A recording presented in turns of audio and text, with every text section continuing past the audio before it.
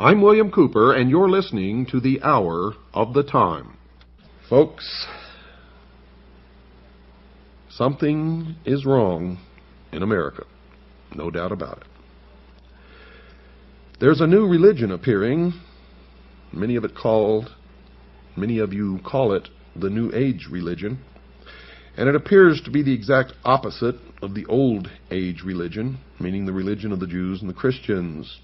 It's not really that different. I've studied it. I've talked to people who practice it. They claim it's not a religion, but it is.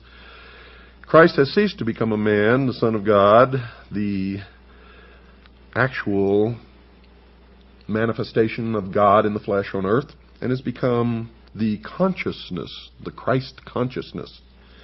And anyone can be Christ if they have this Christ consciousness in the New Age religion.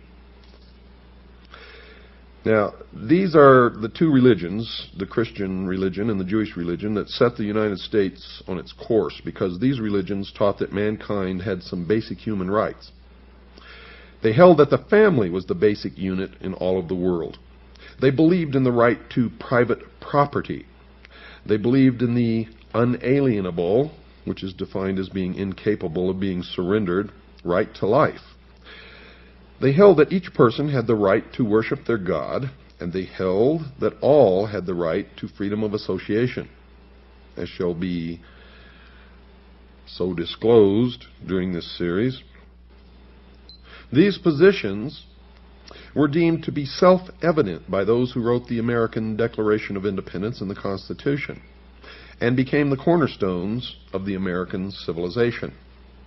The term self-evident, folks, means that these human rights were not worthy of debate because they stood on their own simply because they were true. They could not be debated because they were creator endowed by God. Yet, folks, today these cornerstones of American life are no longer self-evident to many. They are being publicly discussed. People and organizations are now debating whether an individual has the basic human rights to life, liberty, and property. There's a great danger in this. Friedrich Wilhelm Nietzsche, a German philosopher and one of the teachers of many of the world's leading communist revolutionaries and international socialists, put the argument quite succinctly in this statement, quote, "I condemn Christianity. I raise against the Christian church the most terrible of all accusations that any accuser uttered. It is to me the highest conceivable corruption," unquote. Remember, the priests, the initiates of the mystery schools, believe that Christianity is a corruption of the mysteries, the worship of Lucifer, represented by the sun, the light, Osiris. Tex Mars, an author who has written in opposition to the New Age, wrote this about their hatred of the Christians. Quote, "The New Age believer is told, you could be a god in the next instant if only those horrible Christians weren't around with their poisonous attitudes," unquote. That thought was illustrated by another of the important New Agers, David Spangler, who wrote this in his book entitled Reflections on the Christ. Quote, "We can take all the scriptures and all the teachings and all the tablets and all the laws and all the marshmallows and have a jolly good bonfire and marshmallow roast because that is all they are worth," unquote. So the New Age, like the Masons, feel that Christianity is the enemy, a force to be countered not by open debate, but by contempt and ridicule, and as shall be illustrated later, by even murder. And remember, the source of the New Age movement is the order of the Freemasons. Other parties wish to join the debate. In 1911, the Socialist Party of Great Britain published a pamphlet entitled Socialism and Religion, in which they placed their position about religion into the arena. Quote, "It is therefore a profound truth that socialism is the natural enemy of religion. A Christian socialist is in fact an anti-socialist. Christianity is the antithesis of socialism," unquote. So the socialist, the New Ager, and the Mason have declared war on the Christians. And, as in every war, the enemy must be defeated, even by bloodshed if necessary. This war has deep roots in history, and I will cover those roots so that you will understand it perfectly where this came from. This war is no different. Bloodshed is anticipated by all parties in the battle. Lavetti Lafferty and Bud Hollowell, two New Agers, started the discussion about how their religion sanctions the use of violence against the Christian community. They wrote the following in their book entitled The Eternal Dance, quote, "This is a time of opportunity for those who will take it," apparently meaning the New Agers, the initiates of the mystery religions, socialists. "For others," apparently the Christians, "if the earth is unsuitable for them, if they will not accept the New Age religion, they will go on to other worlds," unquote, which simply means they will be exterminated. You better listen to me, folks. I am a messenger, and my message is unmistakable, and it had better not fall upon deaf ears, for those deaf ears will be rendered dead in the coming New World Order. Another New Age spokesman, Maharishi Mahesh Yogi, the guru sought out by the rock and roll group known as the Beatles and others, has been quoted as saying, quote, "There has not been and there will not be a place for the unfit. The fit will lead, and if the unfit are not coming along, if they will not accept the New Age religion, there is no place for them. In the age of enlightenment, there is no place for ignorant people. Non-existence of the unfit has been the law of nature," unquote. Another example of New Age thinking on this vital issue came from a pamphlet available in a bookstore selling New Age material. It was published by something called the Guardian Action Publications of New Mexico, and it was entitled Cosmic Countdown. This pamphlet alleged that it had received these thoughts from something called higher intelligence, and it directed its attention to the hunger disease problem in the third world, and the pamphlet simply stated, quote, "The world should be forewarned to be on the lookout for diseases which have been suppressed for years, suddenly rearing their ugly heads and decimating populations already on the verge of starvation in the third world nations. Although these peoples will eventually be replaced by the new root race about to make its appearance in a newly cleansed world, nevertheless, for the moment, this is a tragedy," unquote. You see, they have made incredible admissions, but none of you are looking, none of you are reading, none of you are absorbing. In fact, most of you are so stupid that you think that the only thing you should read is what you personally believe in or agree with. How can you exist in this world ignorant of the opinions and the writings and the thoughts of everyone else, including your enemies? The words reveal an incredible scenario. You see, these people in the third world nations are going to be entirely replaced by what they call, quote, "a new root race," unquote. That eventuality will not be a tragedy. The tragedy is that these people are dying now due to starvation and disease, but when they die later or they're all gone and they're replaced by the new root race, that won't be a tragedy. The concept that a new race of people will inhabit the world in the New Age millennium has been expressed by other believers in the religion. Ruth Montgomery, previously mentioned, has written about that change. Quote, "Those who survive the shift will be a different type of people from those in physical form today, freed from strife and hatred, longing to be of service to the whole of mankind. The souls who helped to bring on the chaos of the present century, apparently the Christians and the Jews, will have passed into spirit to rethink their attitudes," unquote. To show that the New Agers are talking about the physical death of the enemy, one must only search the writings of other New Agers. Another believer to write on the subject of the destruction of those who will not accept the new religion was Ruth Montgomery, and she has been quoted as saying in a transcribed interview carried by a magazine called Magical Blend, quote, "Millions will survive and millions won't. Those who won't will go into the spirit state because there is truly no death," unquote. Estimates of the number to perish have been made by some New Agers. One who has made such an estimate is John Randolph Price, who was quoted by Tex Mars in his book about the New Age, and he said that, quote, "John Randolph Price was told by his spirit guide that up to 2.5 billion might perish in the coming chaos," unquote.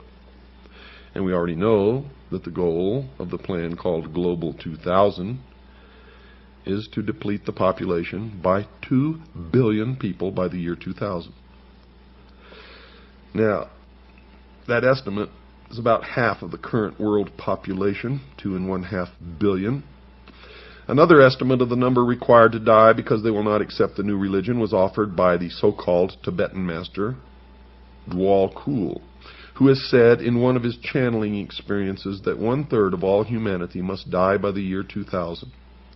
And that would be about 2 billion people, at least. Channeling is one of the strange activities occurring inside the New Age religion. I have witnessed this, and I can tell you most channelers are just fraudulent con artists who are taking the money of those who pay to hear this channeling from dead spirits or ancient teachers or other world spirits. Some of the believers claim that they have the ability to call forth the deceased spirit of someone who lived many years before. Quite often, these spirits claim to be the ascended masters, those who have gone on to discover the eternal truths of all creation. One such believer who claimed to be in touch with a master was Alice Bailey, previously mentioned. Her spirit called himself Dwal Kul, and she claimed he spoke through her, saying, quote, "Death is not a disaster to be feared. The work of the destroyer is not really cruel or undesirable. Therefore there is much destruction permitted by the custodians of the plan, and much evil turned into good," unquote. Now just what the plan constituted was told to the world by Benjamin Krim, another New Age leader. He placed an advertisement in about 20 newspapers all over the world on April the 25th, it's April the 25th, 1982, that defined the term. The ad read in part, quote, "What is the plan? It includes the installation of a new world government and new world religion under Maitreya," unquote. But perhaps the most startling example of the teachings of this new religion came from the pen of Barbara Marx Hubbard, one of their most articulate writers, and she wrote in her book entitled Happy Birthday Planet Earth, quote, "The choice is, do you wish to become a natural Christ, a universal human, or do you wish to die? People will either change or die. That is the choice," unquote. So the people of the world will be given a choice. They will choose to accept the new religion, or they will choose to die. The battle lines are drawn. Choices will have to be made. I have made my choice. What is yours? Some of the leading socialists of the past have shown that they too have chosen up sides. One such individual was Adolf Hitler, the head of the German government during World War II, who held no conviction that the murder of over 50 million people during that war was wrong. He considered himself to be an agent of this unseen God in reducing the population of people that he held to be undesirable. He wrote, quote, "I have the right to exterminate millions of individuals of inferior races which multiply like vermin," unquote. And he did what he considered acceptable inside his religion. Those who did not believe in his new religion had no choice, and they perished. The evidence that Adolf Hitler was a New Ager will be presented later in this series. Another of the leading spokesmen for the socialist position was George Bernard Shaw, a well-known writer during his day. He wrote a book entitled The Intelligent Woman's Guide to Socialism, in which he stated, quote, "I also made it quite clear that socialism means equality of income or nothing, and under socialism you would not be allowed to be poor." You would be forcibly fed, clothed, lodged, taught, and employed whether you like it or not, whether you're useful or not, even if it were discovered that you had not the character and industry enough to be worth all this trouble. You might be executed in a kindly manner, but whilst you were permitted to live, you would have to live well, unquote. Socialism is the greatest perversion, deception, and lie that has ever existed on the face of this earth, and has brought nothing but misery, death, poverty to people who have been subjected to its cruelties. The Masonic writer Albert Pike placed the Masonic order into the discussion when he wrote this in his book Morals and Dogma. Quote, "It is not true to say that one man, however little, must not be sacrificed to another, however great, to a majority or to all men.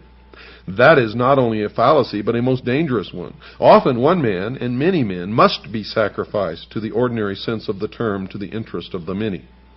The interest and even the life of one man must often be sacrificed to the interest and welfare of his country." Unquote. The religious view is that the sacrifice of one life for the interest of the many is murder. And those who believe in the God of the Bible are told not to commit this act.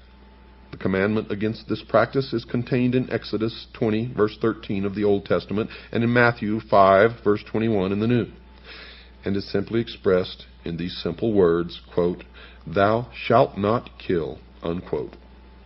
The principle is easy to understand. No person has the right to take the life of another. This understanding is nearly worldwide. There are, of course, cultures that have determined that human sacrifice, cannibalism, and murder are acceptable forms of behavior, but these are rare in the history of man. But here we are being exposed to a whole new religious view, one growing daily in size and stature that openly advocates the wholesale slaughter of entire races of people.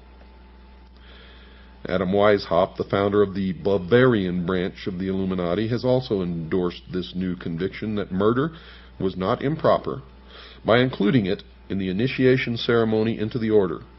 He has his initiator tell the initiate, quote, "Behold our secret.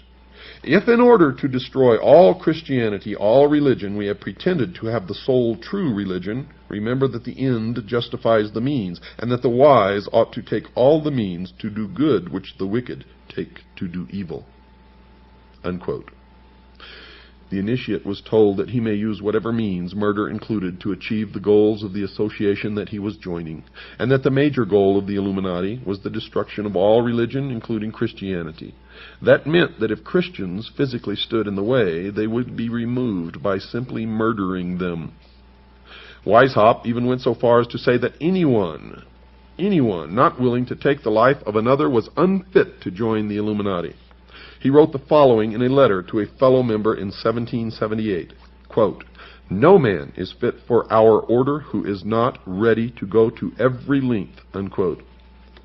Weishaupt wrote that again, this time using different words, quote, "This can be done in no other way but by secret associations, which will by degrees, and in silence, possess themselves of the government of the states and make use of those means for this purpose, which the wicked use for attaining base ends," unquote. Now Weishaupt, folks, was aware of the enormous power of government, and he desired its power for his members. He committed his organization to its infiltration. Then he committed it to unspeakable purposes, anything that would further the goal of the Illuminati. He even went on to grant permission to his members to distort the truth by lying if it would further their goals. He wrote this, quote, "There must not a single purpose ever come in sight that may betray our aims against religion and the state. One must speak sometimes one way and sometimes another, but so as never to contradict ourselves, and so that with respect to our true way of thinking we may be impenetrable," unquote. And you wonder why politicians continually lie and continually break their promises. And no matter who you elect, Republican or Democrat, it doesn't make any difference. Perhaps a perfect example of an oath that these initiates take somewhere along the road to the pinnacle inside the secret society was given in a book written by George Orwell entitled 1984. Mr. Orwell has an initiate into a secret society called The Brotherhood in his story ask these questions. Quote, "Are you prepared to give your life? Are you prepared to commit murder? Are you prepared to commit acts of sabotage which may cause the death of hundreds of innocent people? Are you prepared to betray your country to foreign powers? Are you prepared to cheat, to forge, to blackmail, to corrupt the minds of children, to distribute habit-forming drugs, to encourage prostitution, to disseminate venereal diseases, to do anything which is likely to cause demoralization and weaken the power of the people? Are you prepared to commit suicide if and when we order you to do so? This, folks, is an example of the philosophy that the ends justify the means. The initiate should do as he was required as long as the act benefited the brotherhood. There is no morality under such an oath. So murder of the unfit, those unwilling to adopt the new religion, will be acceptable, and those who do the annihilating are to feel no remorse. In the view of the New Age religion, the murderers have served mankind well. But this callous disregard for the right to life of every human on the face of the earth has been predicted before in the New Testament. John was moved to write in John chapter 6, verse 12, quote, "Yea, the time cometh, that whosoever killeth you will think that he doeth God service," unquote. The New World Order, ladies and gentlemen, will sail in on a sea of blood. We have to take a short break now, folks. Don't go away. I'll be right back after this short pause. Well, let's continue here. The New Age religion, folks, is going to have a worldwide leader. A charismatic political and religious leader that they call Lord Maitreya. At least so far that's who they call him, or that's what they call him. This individual, as far as I know, has not made his public appearance yet, but the New Agers claim that he is on the earth at the present time. They claim that he came to live with the Asian community in East London, England, in July 1977 by descending from his ancient retreat in the Himalaya mountains along the border of India and Tibet. They further believe that his imminent emergence into full public view is assured. They also claim that this individual is the one that the Christians call Christ, the Jews call the Messiah, the Buddhists call the fifth Buddha, the Hindus call Krishna, and the Muslims call the Imam Mahdi. In other words, all of the major religions of the world are awaiting the arrival of this one individual. It is their claim that this one individual living now in London is the one expected by all of these religions. However, when we search London with a fine-tooth comb, we can find no trace of any living individual named Maitreya or fitting this description, are recognized as this religious leader. Isn't that strange? And they say that he is on the earth now, patiently waiting for the appointed time to reveal his existence to the peoples of the world. They say that he will apparently assume the leadership of all of these religions, and when he does, he will create a one-world religion. The New Agers have written that in the esoteric tradition, previously defined as being intended for or understood by only a chosen few as an inner group of disciples or initiates, in other words, the esoteric means hidden.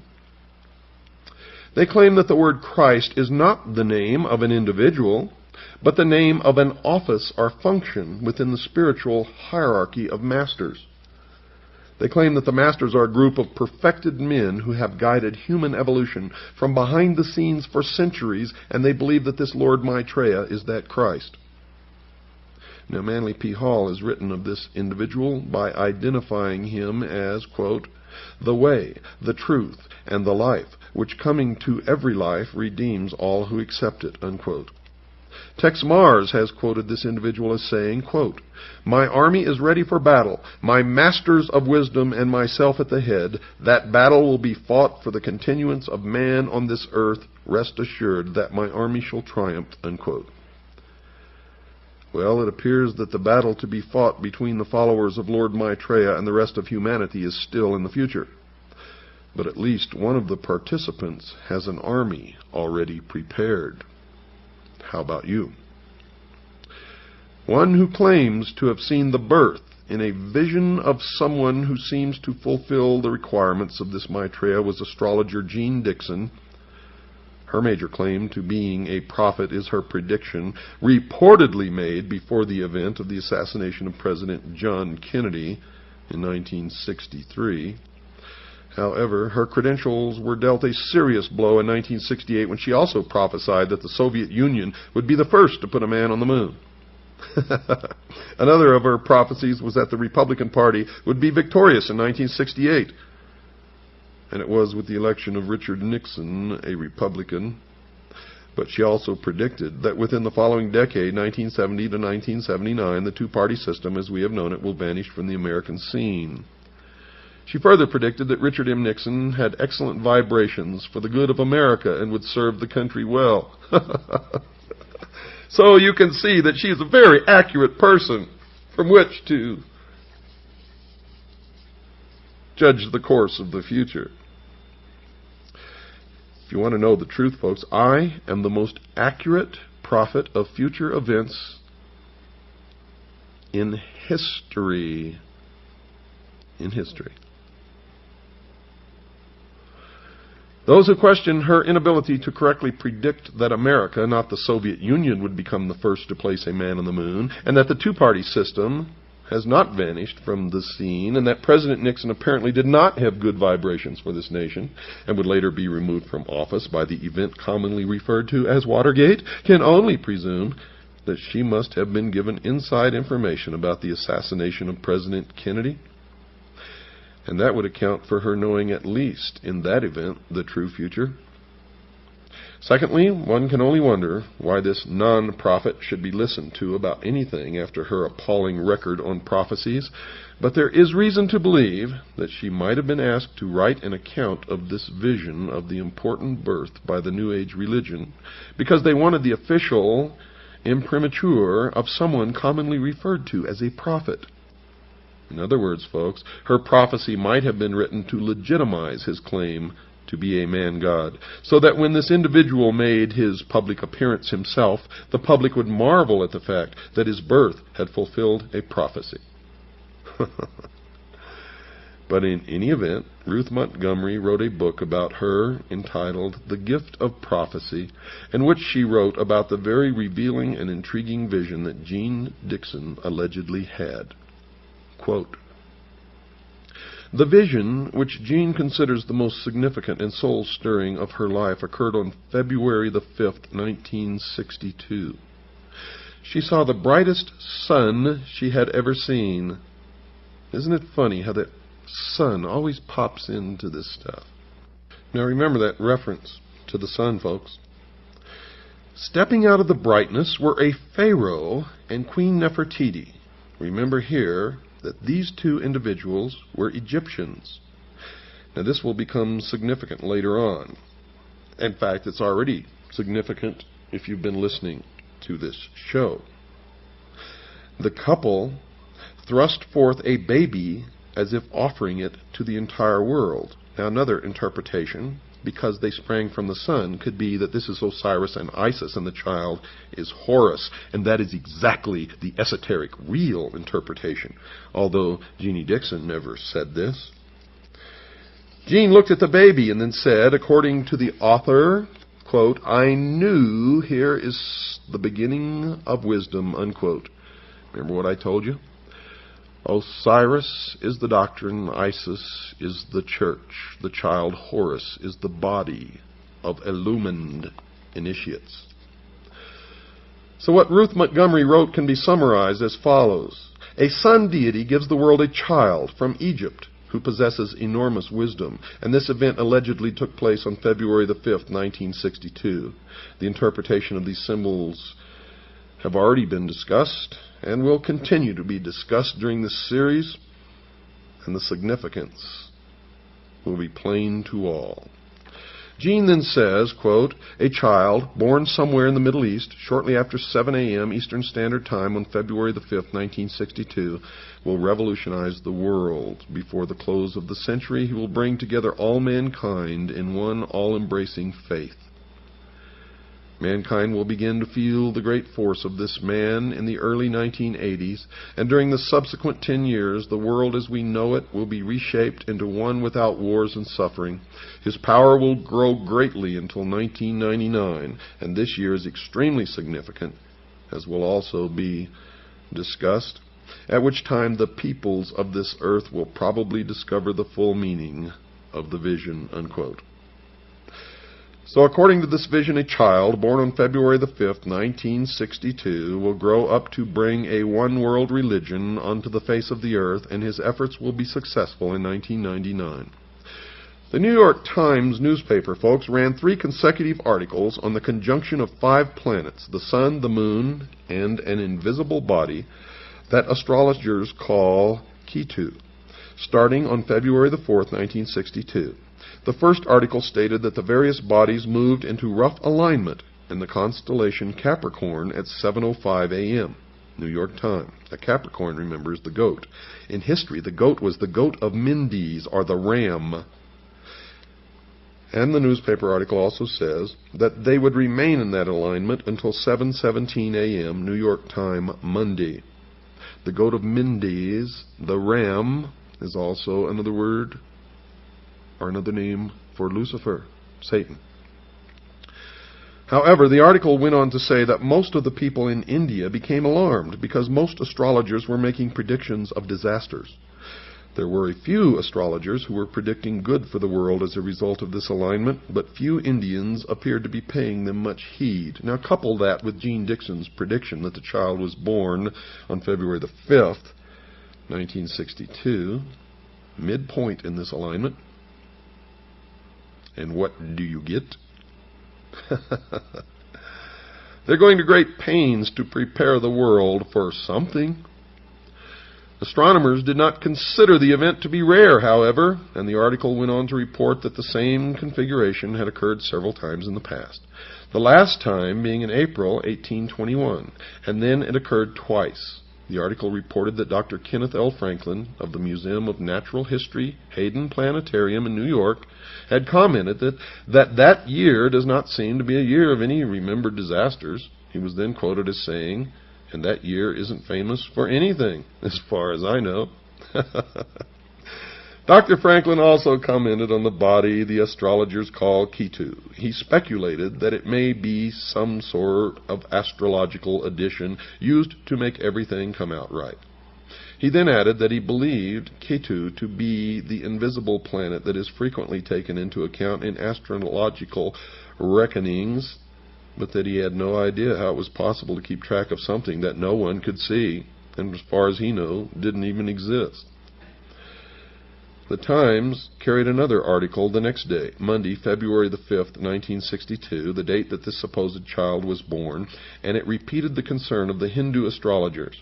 In fact, that headline read, "Hindu astrologers still say it's doomsday," and the subheadline read, "Peaceful beginning of planetary event is viewed gravely."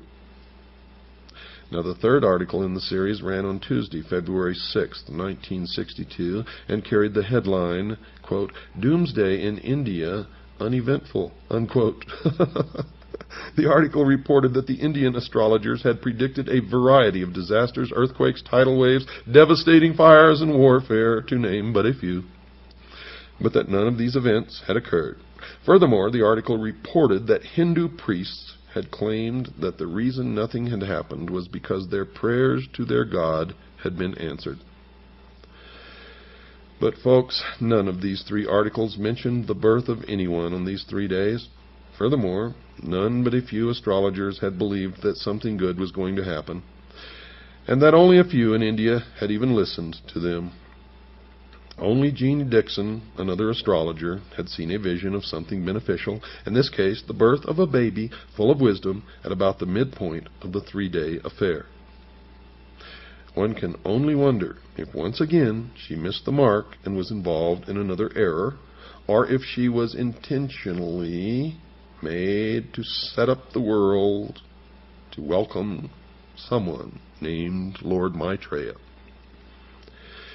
In any event, these people claim that the Lord Maitreya will appear shortly to the entire world and start everyone off on a road to a one-world religion. Helena Petrovna Blavatsky, in her book entitled The Secret Doctrine, called him, quote, the dragon of wisdom, unquote. So it appears that the one call that Jean Dixon made that appears to match other comments is her statement that the baby she saw in her vision was full of wisdom. If the baby she claimed to have seen in her vision was Lord Maitreya, then she was right, because others have claimed that Lord Maitreya is full of wisdom. However, there is still reason to believe that she was given inside information by some New Agers who wanted to have this Lord's birth prophesied so that when he did surface, the New Agers could claim that his birth had been a fulfilled prophecy. So the world awaits the visible appearance of Lord Maitreya. Ladies and gentlemen, dear listeners, so that you would realize that I'm not making any of this up, I took last night's program and tonight's program verbatim from the introduction all the way through Chapter 3 of a book entitled The New World Order by my good friend A. Ralph Epperson. Again, the title of the book is The New World Order by A. Ralph Epperson, and you can order that book in any good bookstore. If you can't find it in your area, contact us and we will make arrangements with Mr. Epperson to be able to furnish that book to you if you would like to purchase it. I also recommend that you purchase my book, Behold a Pale Horse. It's a handbook for what's going to happen in the coming years, especially in this country. And without it, you will be crippled. If you would like to purchase my book, Behold a Pale Horse, if you're a CAGI member, send $25. That includes postage and handling. If you're not a CAGI member, send $30. That includes postage and handling. Also ask for a packet of information on how to join CAGI and all of the other things that we have available for you. Send it to Stan at Post Office Box 889, Camp Verde, Arizona, 86322. That's P.O. Box 889, Camp Verde, Arizona, 86322. Or you can call Stan at 602-567-6109. That's 602-567-6109. While you're at it, folks, reach way down deep into your pockets. Make a check or money order out to WWCR to help us pay for this airtime. If you like this show, if you want it to continue, then please make out a check to WWCR and send it along with your request for information to Stan. Folks, we are nearing the end of the road of civilization as we know it, unless we wake up. Unless we take control and make sure the future is what we want it to be. And one of the things that we must do now immediately is stop fighting amongst each other. Stop fighting the man who doesn't look like you, or the woman who doesn't look like you, the people who have a different skin color than you do. We must learn to live together, and it's nobody else's business what somebody else's religion is. It doesn't hurt us if they want to practice their religion, as long as they are not hurting us in the process. So why go to war with them?